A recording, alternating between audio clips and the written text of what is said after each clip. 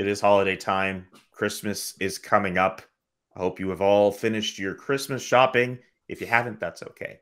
The Montreal Canadiens could be in use of some kind of gift.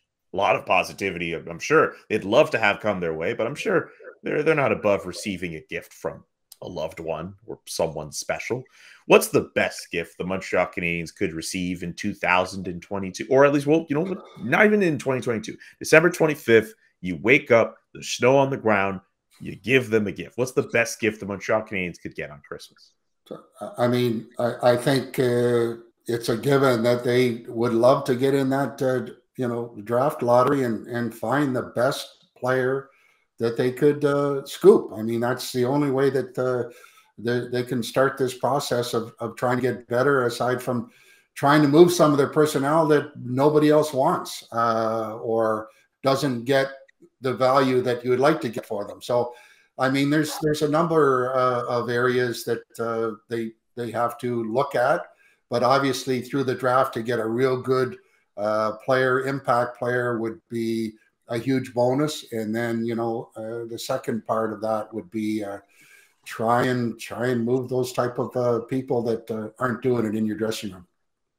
Yeah, I'm going to go to a similar tact, but slightly different. The best thing that Canadiens can get as a gift this year is a 2023 first-round draft pick from any other team.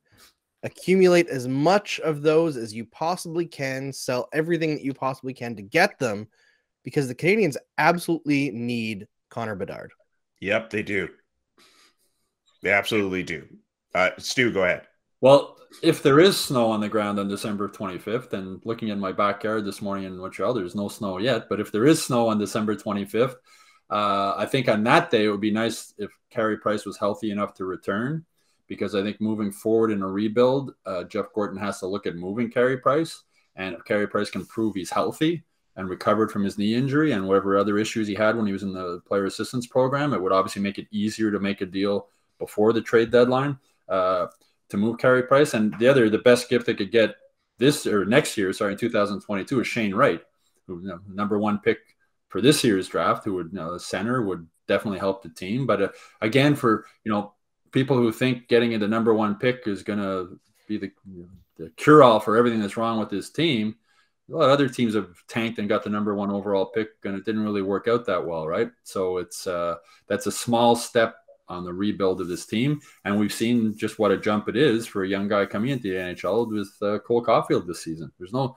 guarantees that any player, unless it's Sidney Crosby or Connor McDavid, is going to make that step into the NHL and be a star player right away. It's a big learning process. It's a tough jump, but moving forward, Shane Wright would certainly help the Canadiens.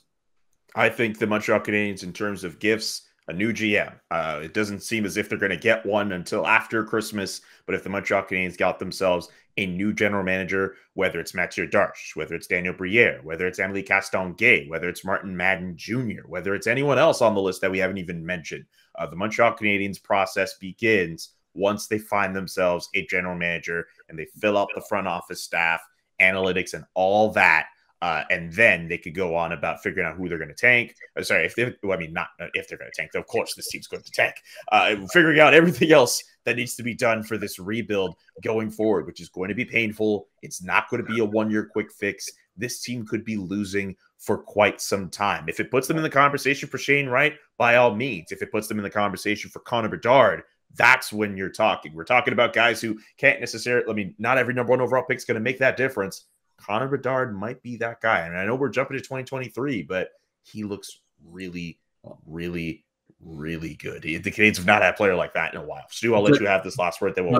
Judging by Jeff Petrie's comments after the game in Pittsburgh, I think he wants a new coach for Christmas.